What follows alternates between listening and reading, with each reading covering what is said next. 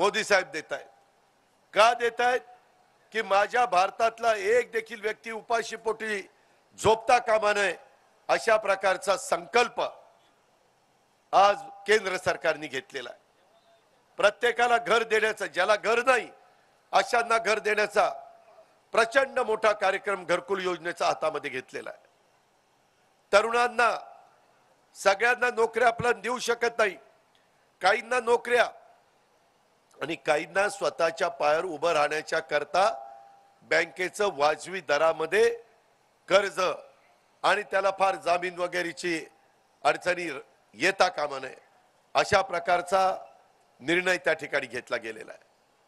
अशा अनेक गोष्टी शेतकऱ्याला त्याला 6,000 रुपये वर्षाला मिळतील आणि आम्ही एकनाथराव शिंदे, देवेंद्र फडणवीस आम्ही सगळ्यांनी आणखीन त्याच्यात 6,000ची भर टाकली।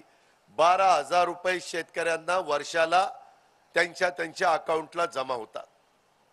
शेतकऱ्याला त्यांच्या मालाला चांगला दर देण्याचा तर प्रयत्न आम्ही करतोच। त्यांचा भाजीपाला, फळं यांना कसा बाजारपेठ मिळेल हा प्रयत्न आमचा चाललेला आहे। आत्ताच इथे येण्याच्या आधी कल्याण डोंबिवलीची मार्केट कमिटीच्या बद्दल प्रमोद हिंदूरावनी मला शिष्टमंडळ भेटवलं आणि त्याच्यातून पण काही अडचणी आहेत त्या आपण सोडवतोय।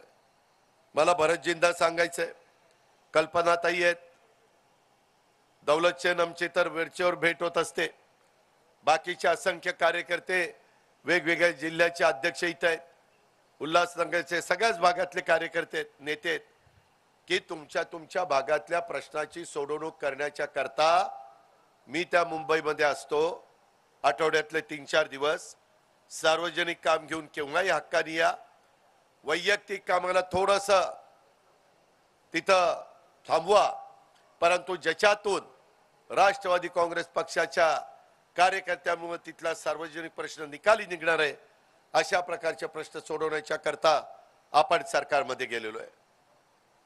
लोकांच्या अडचणी सोडवण्याच्या करता आपण सरकारमध्ये गेलेलो आहे।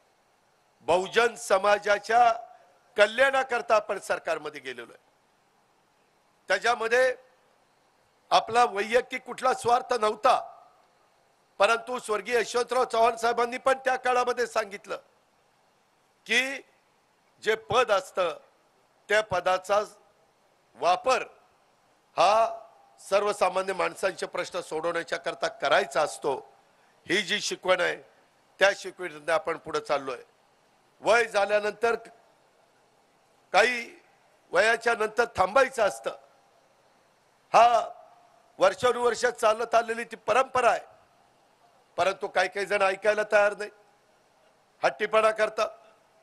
माणूस 60ला आमच्या राज्य सरकारमध्ये तर 58लाच रिटायर होतात। ते म्हणतात अरे आम्हाला 60 पर्यंत तरी ठेवा। काही जण 65ला रिटायर होतात, काही जण 70ला रिटायर होतात, काही 75ला रिटायर होतात।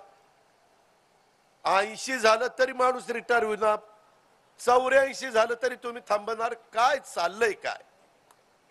अरे आम्ही आहे ना करायला, आम्ही कुठं चुकलो तर सांगा ना आम्हाला। त्याच्यामध्ये आमच्यामध्ये तेवढी धमक आणि ताकद आहे। 5-5, 6-6 वेळेला आम्ही राज्याचं उपमुख्यमंत्रीपद सांभाळलेलं आहे। आया बहिणींच्या करता चांगले योजना आम्ही राबवलेल्या आहेत।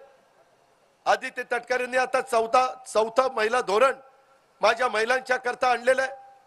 त्याच्यामध्ये महिलांना अधिक मान, सन्मान, प्रतिष्ठा कशी मिळेल, जन्माला आलेल्या मुलाला त्या मुलाचं नाव नंतर आईचं नाव, नंतर बापाचं नाव, नंतर आडनाव, असा निर्णय आम्ही घेतलेला आहे।